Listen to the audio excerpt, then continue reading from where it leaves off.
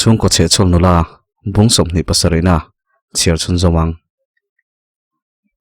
aziak tu hi eng te fa nai kania kan soi ve reng reng e kala soi mi lovin ka sia a chiar tu po hi kaima kani shiata piovin bul kan tran ve thung to don ani engma diklo na kanai lo tin shiat nu chuan kortela ma chuan kom heta urwati te nu pa pon min hlau to lo arem rem thokin koma urwati pasal siamale apa puji ka te chuan min tu sake me mai le ngala mase ka chung te ka ngai to wangin aizolama hole mai ka tuma chuti rol chuan ka na thona nga ya chuan ka tho thei ka ring to lo sa shim shima nadang ka zong ve reng bok chutia aizolama let le tumaril ru ka siam lai chuan kanun min ron kolin ron hori su ipa lung oi lo lutuka a ron ti tamaya enge chan keima thiam lo pakhat ma om lo te in thil hai cha chuan ka zota kapa chu ka hrechianga thila soi mai mai lawa mi pain kan tum to chu min dal ngai lo boka tin ama nge in chiang taka soi to chu ati nge thin chu tianga kanu bula soi ani chuan a ho chi lo ani chu ti in han biak zong po ka tum to chuang lawa ma se ka thinarim ve ni midik lo te wanga kan chung ko torna phubala ka tum na chu sual tia ke ngai theilo chu wanga ka pan min ngai dam theilo ni chuan ngai dam ka dil bik lawang min ron dil ro se ati te ni ngot lo chuan keima thu chun dila ngai na chan ka shelawa chuti rual chuan ka ngai dam dil na wanga adam don ani ro chuan ka dil hre chuang lo a chan po ka pa ni miawa midang dai phai chuni se ka dil lo kum khuang ka pa ka chun ve na takania ka lulul ve a in siam that po ka tum na sa ma se mani in thunun hi har ve ni chuti rual chuan ka diklo na ngai dam dil mai ro ka har sa thau lo thung chuti anga ka pa berena soi chuan let le ka tum to lawa khopui lam chho chak na po ka nei reilo ma se heta om reng rengot la hi ani thei chen ka rebok si lo kain ngai tu na sa thin hle a urwati le pasal hi chuan helamala om tur hi chuan min ti fawa ma se mi tong kam tho uma han om reng chu ka du ngot bok si lo ni tin kawruati nu hian min ngai na te chiam lo ti ka reboka urwati ta na shom pha mai mai lo oma wangin an ina om zel po ka tum lem chuang lo huana hin ka kal ve ni tina puji kanen kanin zui chot hi ne maya ani chuan anu puyang lo takin min ngai nain min du sakle point ka sia fiam thu nge thu tak phei chu ka shelawa heta omla hei huan la ni se e puin min ro chun en kol sen lo kan neya apek te po kanin pedonia hi ti thina ka be se lem lawa an ina kom thawa tin rilruti thoven nan ram hoi laman ha tho dei chu anuam ka ti zok shim shim boka be se nei wang po ne lovin puji ka chu ka puini tinani mai chu tiang chun thing tlang pa nun chu ka tem chawa a ha dam thak phian in ka sia ril ruai ro chung ten om ve renga engtin nge ayan zon chun zo mangti ta chu ka ngai tu na sa thin hle a ma se ka han be bik lem lo an ni point min ron be tam lawa kanu le boi hian min ron be ve le zeu thina ka pa nen phei chun kanin biak lo na rei to khop mai ti chuan fele huan sam vela hun ka man choreng ta ka chuan korte private school a chuan na ola om thu dorothi chuan min ron shil ve hlawa be se sang lo tuk lem lo chuan ka dil ve a katling ve hlo le ngala zirtir tuang chun hun ka mang ve no noa huan lampang te kal na hun ka nei tam tak lo wang chuan ka u te na om po chu ka in thashunga doroi ne na chuan in lu tur min son sak turin ka ti topa ka soi tangin rei po rial lo veng lai li tak maya chuan in lu tur ka mu hlawa puji ka le usia ma chuan min uider ve hle a anui ro chuan ama ma son zel nan po a thazok ral khada tangin kanin pui reng thei tho alo ti ve siam boka a soi chu dik na chen po om ral khata tang hian pian pui chung khat dik tak ni lo hi chu kanin hmangai jok in khata hanom ho chuan mi zelo danga sailen nain ang hek lo abikin mai chia hi anin siam rem hara enge mo neu hi tam pha thin om ho loila kan la kan tha jokin ka ria ti chuan ka thom not lem le bung bel min pe khom mang chuan ka hanin dang ve ro ya saite ko pati ho le doroi le rem te ta thian ho chuan min puina sa hle ya tere sai phei chuan engkima min boi pui hi ni mai achang chon min khel ma hi kaning lek thin min du sakani ve meo mai sia hanin wak la nuam ka thi chia si lo chuan kan kau sana mi lom kimi na samang khenga min zar tu hi oma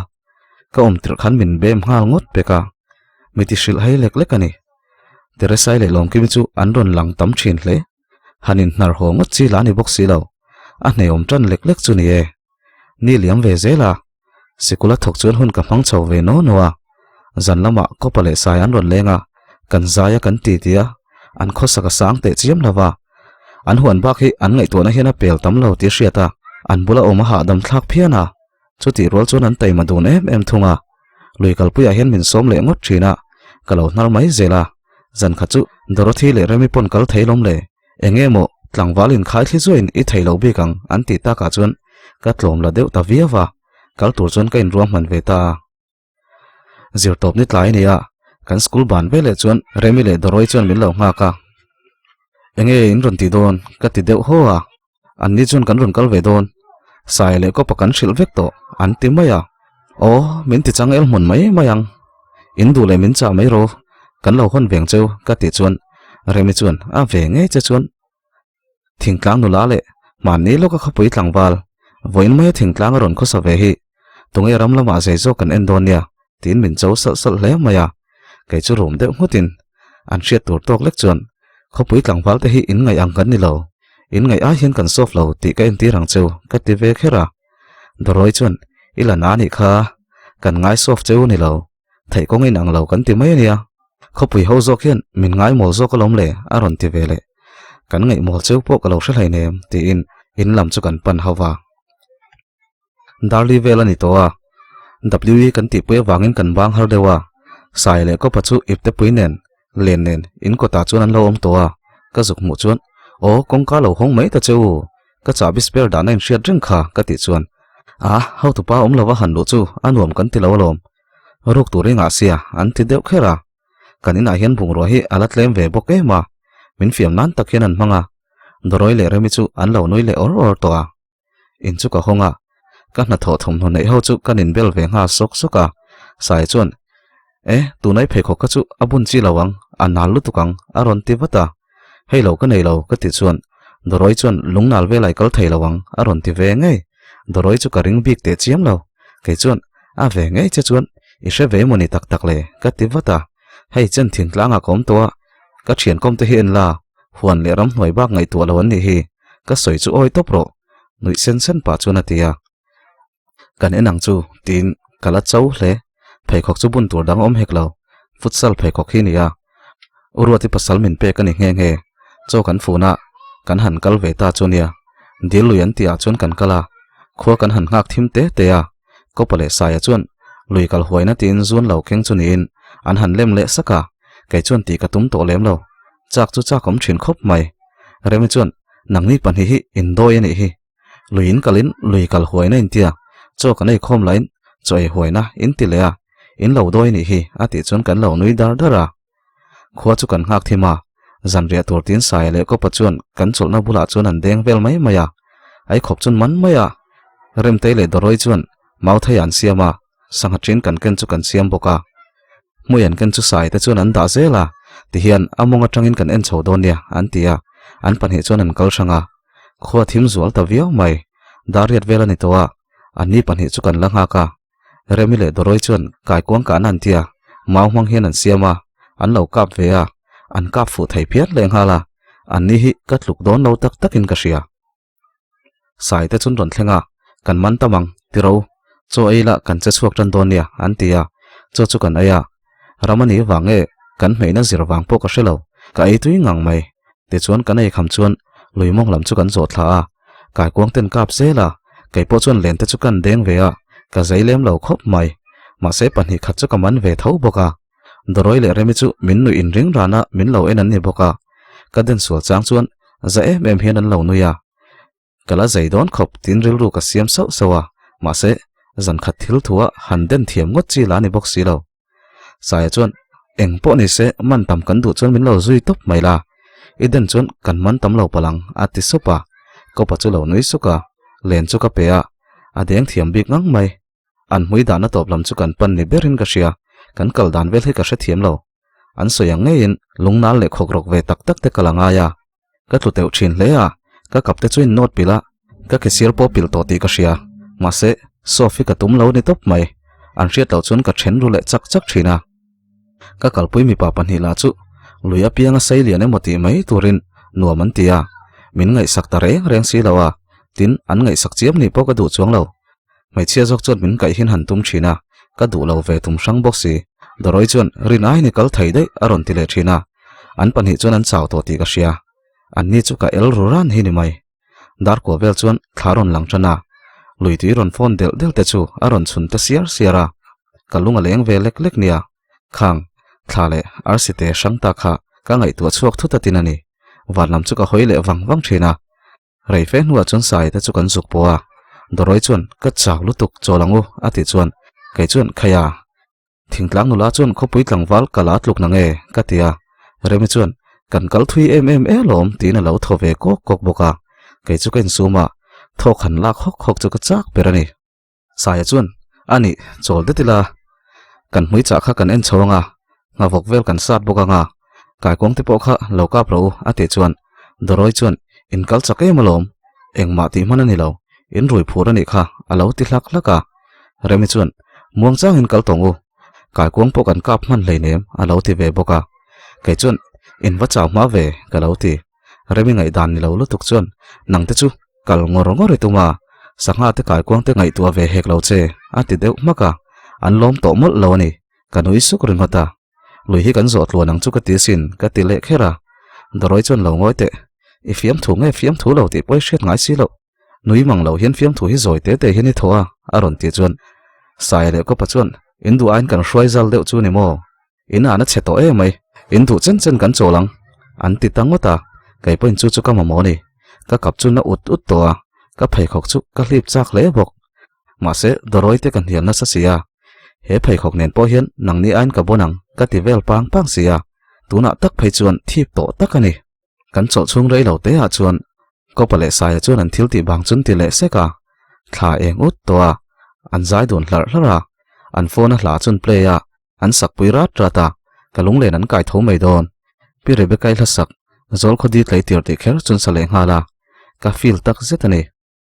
an soi zol kho pui lam phei duayan alenge ka thin line hem tu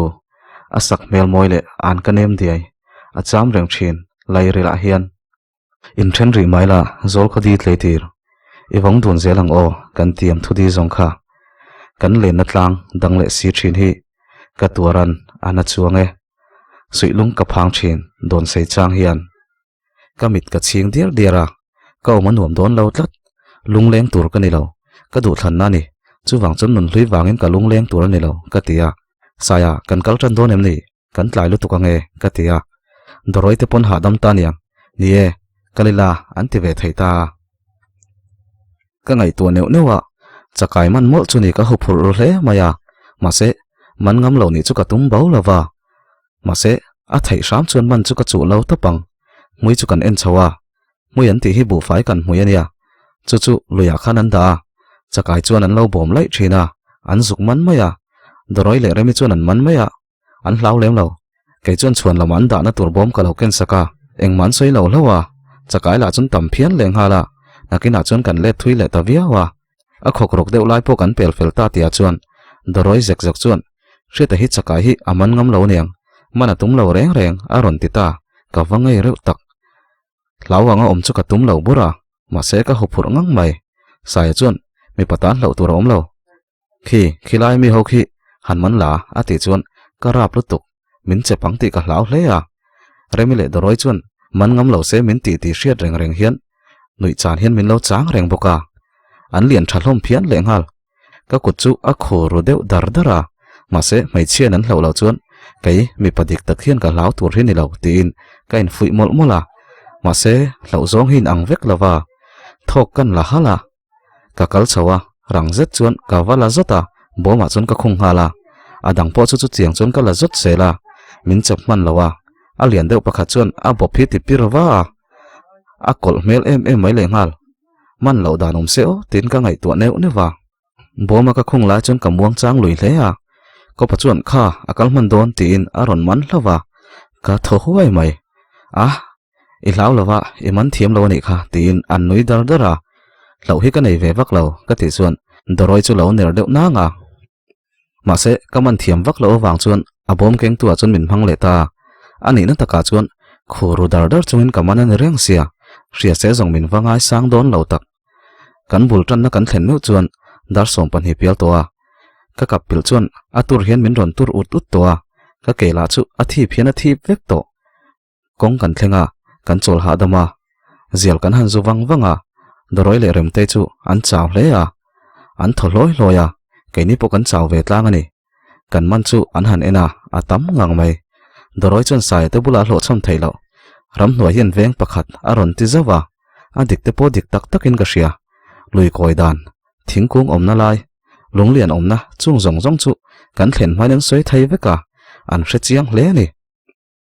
remi chu tong po tong thapai meu to lo ei tur kan ken kan ei bang chu kan eya kan bike dana lam chu kan pan pheita kala har to tal khop mai ma se ka soi du mi alo thunga ko pachuan karin ai ne kal thei ma se nak tuk chui chaw veang aron ti supa anni po an po wara re tran to niang an chaw ve mel tak zet dik tak chuan anni me wan chaw chuan ke chu tlutop po nila kain dem ho lawang doroi chuan hriata ina lutila a free bear midang chu chungte mu to kan ti har mai mayang ati chuan midang po chuan nia arem ber bok antia saya chu atlan ma sa dorothi chu kapura ko pachuan remi phura kanin zui ho talhoma in kan thlen meu chuan jingdar ni velani towa kan thilman ho chu kan han phora luisa ka hmu to ka hmu tamber lani hialang kan man nge lani zui saya chuan a sema hriata hian chang tam deuh se a thanga ti chuan ka du lo viawa kan mai chia te kha du sak ro ka ti point an ni chuan keini te chuan kan eingun an titlata kan hial pe to lem lo ka hanin phel chu ka ke chu lo pil na sa hle maya doroi le remin an han mu chia chu an lo ner deuh na nga ehe avan nat mel ve engtin ngei soi mi lo thei an ron ti nui lui suk hian ka sop ve lai ne ka nuam ti ber chu na nai hinia ka ti deuh supa ka kapin not pilero so chi ni lo ma se ka en cha khop mai chu ti lai chon ko pa chu ain phela ka kapin not pil chu ana angreng hle mai chakai thli hian min ti pil bokani ati chuan mo chakai thli hian ati pil thayam ni ka lo ti wata sai chuan thaye a thip du lu tu ka lom a ron tia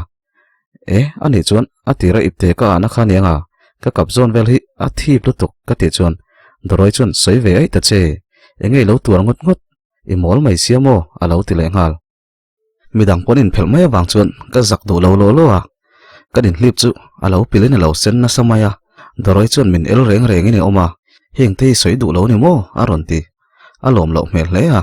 ke chuan rang zet hian a teu lo na nei hinuam ka ti chu tak taka ati ra khana na lo hei in ka thlenga a ron na chaw nei hi ka tia rem te chuan tel hnoi ro a zia de umayang harin hnoi sakchi la ni silawa ati chuan kan lui dar dara thingpui te chu an loma reimoi to kanom hnu chuan an ho ta hloma ke chu kan ti fai sok soka ka thil hon chu ka chin tha thla te kan han la man hnem kan tin lo tling kan ti hle ka voi khatna ni wang chuan ha viau mai la nom ka ti viau thung dar thumari trap to chuan khum lam chu ka pana mutzai ka rel veta ma se kap le ke na bok nen muta chuak thai meu lawa pon lam ka hoya tha a eng porui maya kamu hil thai ngang lo ka wa chu chuak le rengota saya gitar ron da chu ka wa poma tukver chu hongin zoi te ten ka zai riai riaya mitla mai che pakhat ron langa chu nu chu lian lo te mani se ka thin lung hi alu khat ne e mema thaingil har tok lekin adom rewa ka ngai vele veng veng thin ani ro chon min ngai tua ve to point ka ring lo duin thak zung zung rolan nia keima wangin rilu nain sheom han ti viau ma se ni liam tam le to a toy mostarin an thian hawin an buai le cheng toin ka ringa min ngai tua veng em ti te chu ka ngai tua mai maya mana khan he khuwa ngai hian kan panhin kan ti tia zan thlai eng kan thlir du na khang hun ang che khan thla pona wang lai ron chuain aron eng le vo vo a ke ni ro a eng thlir dun turin kan sang ta hle sia chutia lungleng taka ka om lai chuan tere sai phone call ka dong tunang zan zan a enge mo poimo taka omaniang ti in peilo tak chun phone call chu ka changa hello ka ti rol chuan eng wangin nge in lui kalna min som velo awa han hau takeo ka off leng hal dei do ne moni kai po min ron som thu ta ka kal ve mai mai ni ka thu lo lutuk nui lui deuh suk chuan ka tia ka oilo doro thui hian angai zong chati ka shereng ala ron ti zui chaunen lunglen nen ka hne lek lek chuni engtin nge ka du lo ni ti hi chiang taka hriat thiam thayang le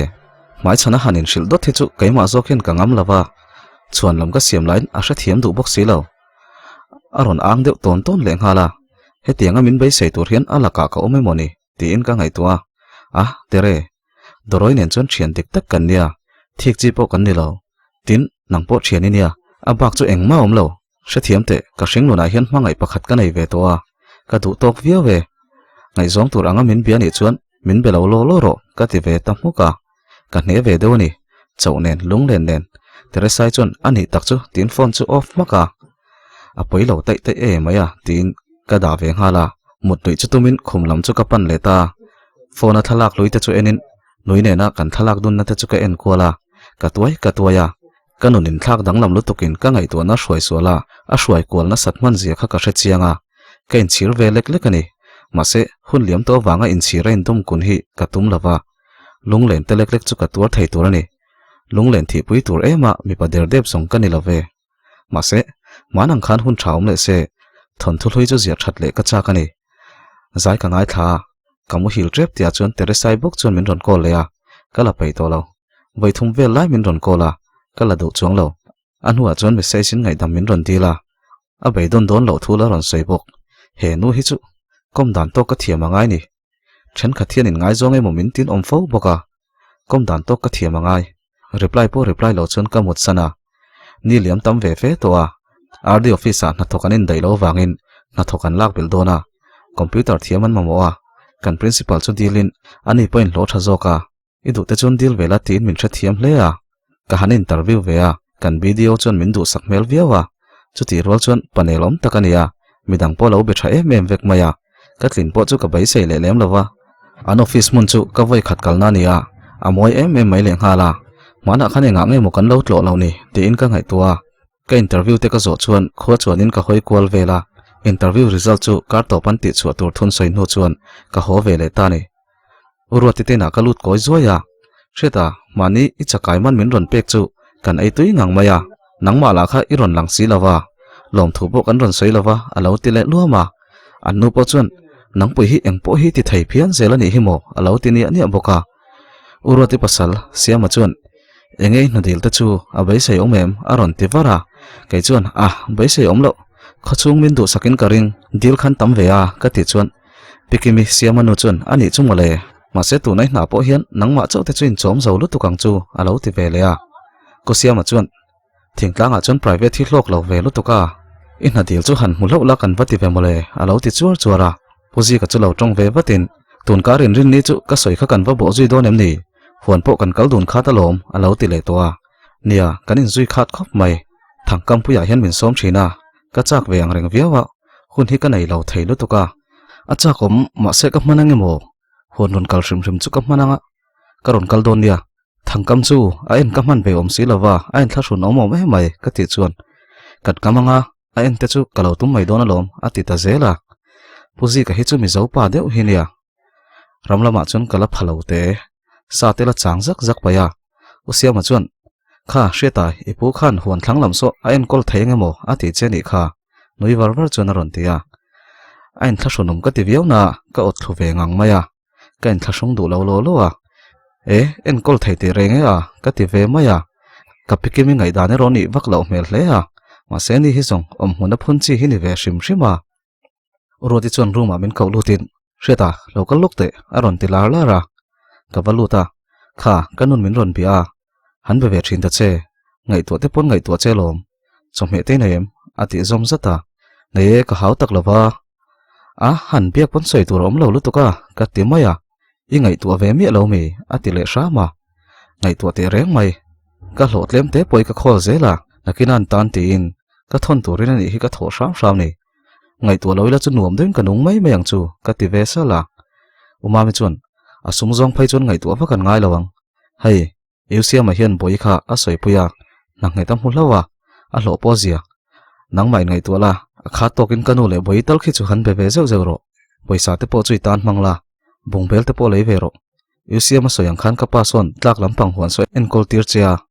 kum khat thadewa en kol paite chuan kan pe don lia tia huan hi mun li vel la yan ne ya ril ru nei deu no mangche kanu mit mai te so veng reng la ati siama ole ka wa phai teng e rong bol chup ka ngai si tin ka chuaka kha hi tin cheng sang kha chumin pe sha ma angai lo ka ti point la ro ati tlata sa te lei ve ro chom he hau mai mai ai su atia chau ka lam pan chuan kan chuak du na puji ka chuan tunin rin ni chu o noi var var chuan alo ti le to a usiama chuan ka pa la hi a pei tak tak to ne moni i phur zong le nuam ti zong hi hria ta hi iti pui ringot zel maya alo ti ve le a ka cha ka lom ka va phayang he ei rong bol chop ka ngai sia ka ti chuan rang ze thianu siama chu ron tongin